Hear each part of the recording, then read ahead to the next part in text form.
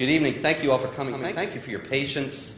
Very sorry for the delay. There was a disabled train on the Amtrak line, and everything was thrown off. And so we are very happy that we got here, and thank you for staying. In any case, tonight, as you know, this is a conference on Islamic Apartheid. Now, that is a concept that I'm sure will be unfamiliar and perhaps repugnant to many or most of you. But we are here in the defense of universal human rights for all people.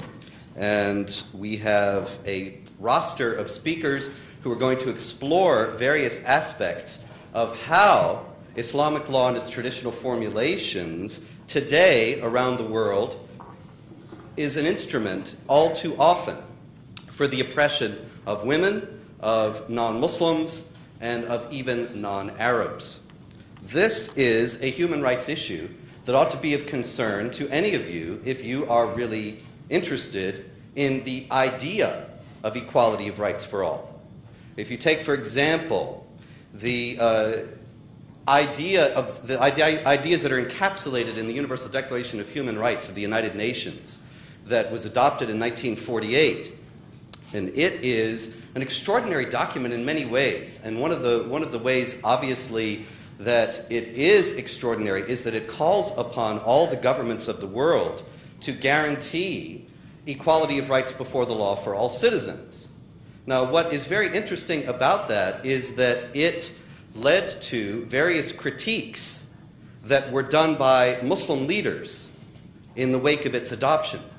Most notably, of course, there was the Cairo Declaration of Human Rights in Islam that was adopted many years afterward and has not really been referred to very often, but notably it's interesting that the Organization of Islamic Cooperation, which as you know is 57 Muslim governments around the world, and the largest single voting bloc at the United Nations today, referred to it just yesterday at its Human Rights Conference and said that it needed to be considered a blueprint for the adoption of various human rights codes in various countries. Now, what's interesting about that is that there was a Turkish Muslim who wrote for the Brookings Institution this morning a very illuminating piece explaining that the Cairo Declaration actually, because of its ties to Islamic law, actually restricts the freedom of speech, restricts the freedom of conscience, restricts the idea of the equality of rights of all people.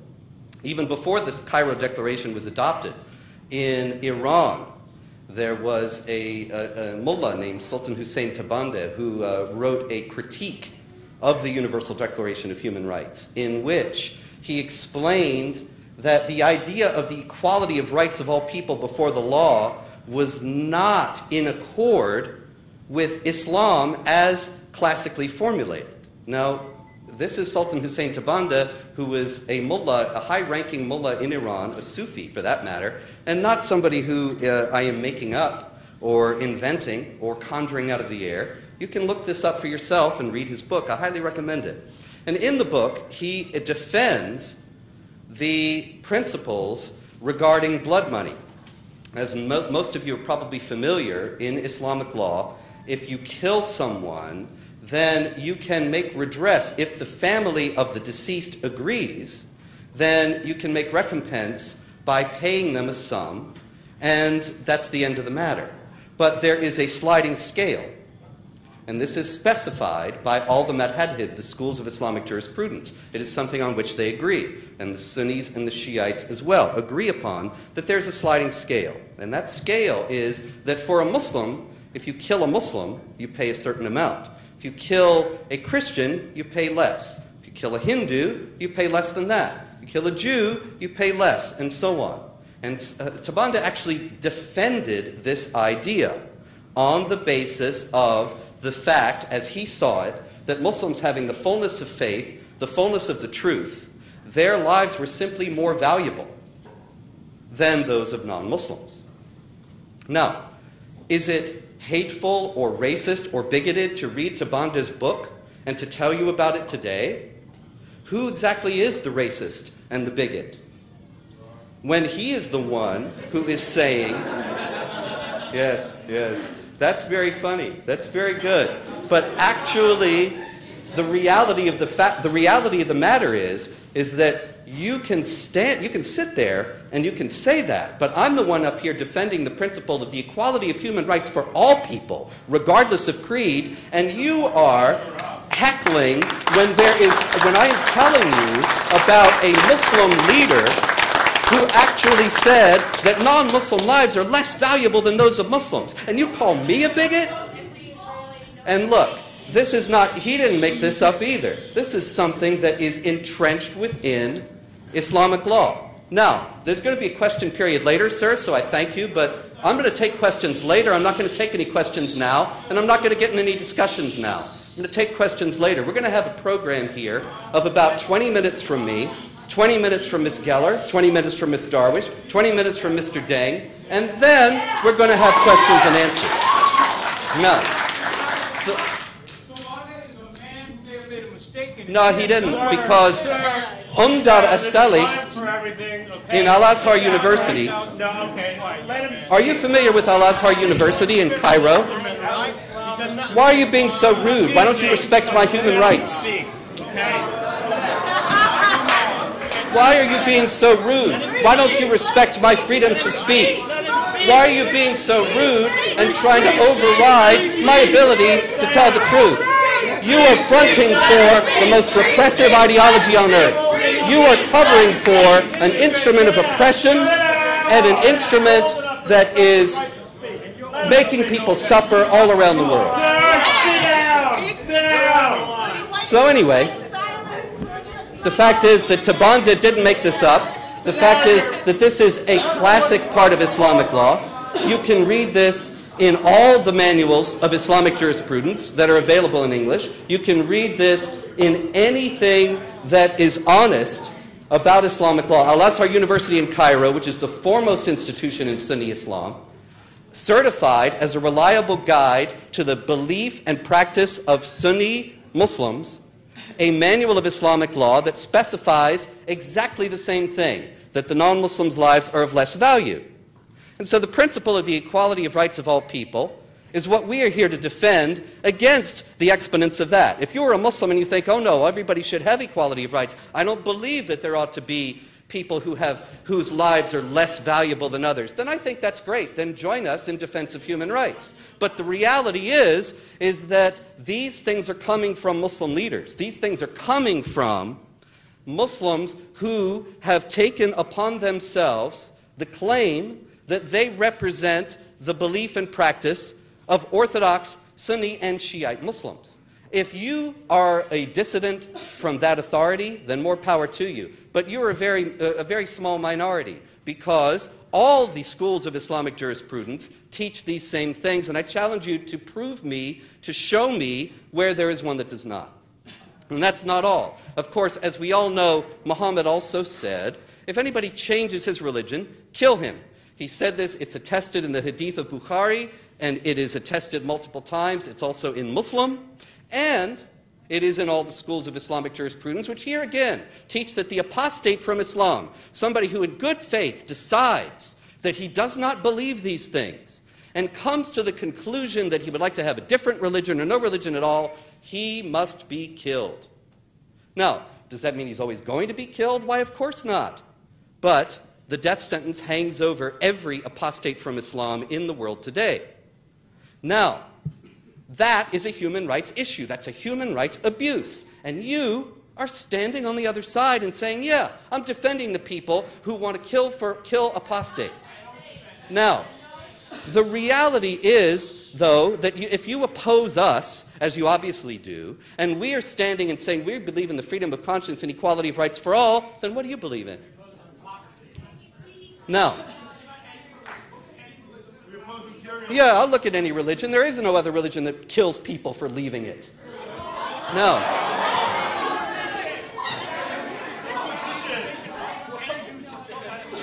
I'll tell you what.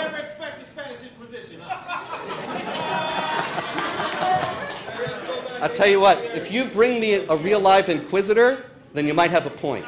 But otherwise, we're talking ancient history. Now,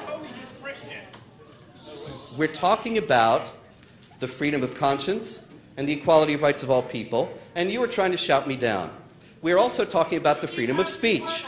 Now, the freedom of speech is the freedom of speech is the fundamental bulwark against the tyranny and thuggery that you guys represent. The freedom of speech is the foremost protection that we have against the oppression and hatred that you people are fronting for. The freedom of speech is the foremost protection that we have so that we can find the truth and have freedom in society rather than the lockstep intimidation, thuggery, lies, and propaganda that you all represent. And so the freedom of speech is absolutely fundamental. And the freedom of speech is also denied in traditional Islamic law. One of the reasons why I offend you so much is because in traditional Islamic law, as no doubt you know, it is forbidden for a non-Muslim to mention something impermissible about Allah or Quran or Muhammad. And so, unfortunately, the definition of slander in Islamic law is not telling lies about somebody, but telling truths about them that they would rather not be known. And this is the case that you are all in. I'm telling you the truth, and you would rather it not be heard. And so, you know, and so the freedom of speech is extinguished within Islam, and you are manifesting that fear of the truth right now. And you are manifesting your addiction to lies and to hatred. And so,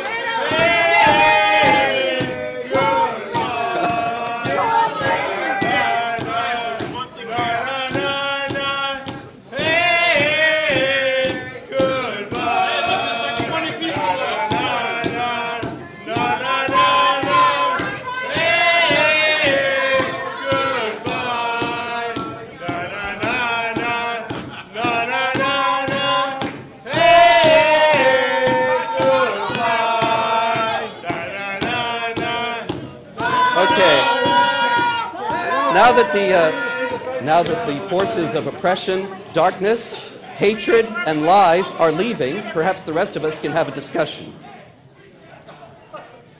Hate speech is not freedom of speech. That's right, so go out.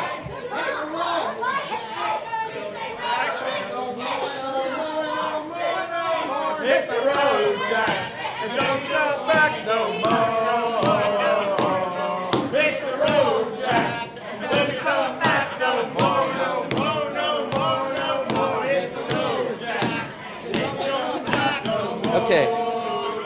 Look, thank you very much. I think that we have now had a very vivid illustration of the fear of discussion, the fear of the truth, the fear of honest inquiry that characterizes Islamic supremacists and the left today, and their absolute disinterest, lack of interest in the freedom of speech and in any kind of genuine give and take and discussion. The issues that I've raised very briefly are quite real.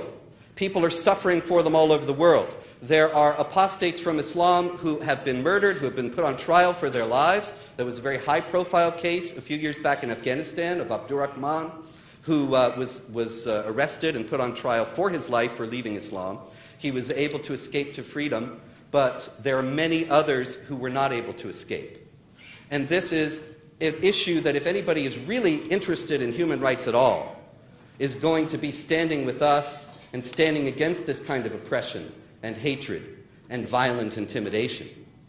So we've had a vivid illustration of the hypocrisy of the left, of its absolute lack of interest in human rights, of the hypocrisy of the Muslim students when they claim that they are interested in equality of rights and free discourse.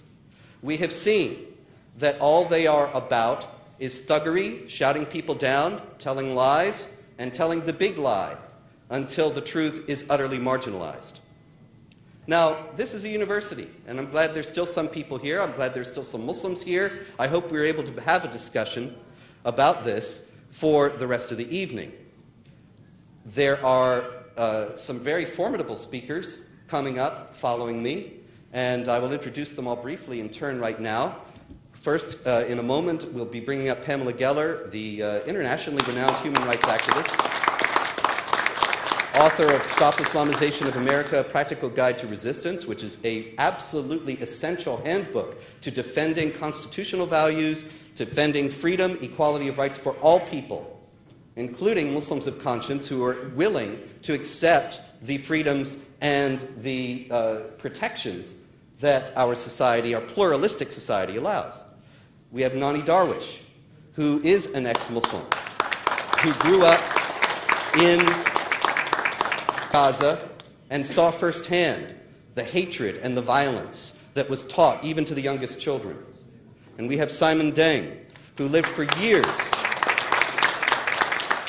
as a slave in Sudan, kidnapped and forced into slavery because of his religion and his race. And so this is a conference in the defense of human rights. These kinds of oppressions should not and must not continue. And they continue because the self-appointed guardians of human rights are actually on the other side, as we just saw now. The self-appointed guardians of human rights and equality and freedom are actually tools of oppression, violence, and hatred. Yeah. And we saw it just now. And so, well, you know, you can talk all the time. You give speeches all the time. You guys have the university. We come in once. We are equal time.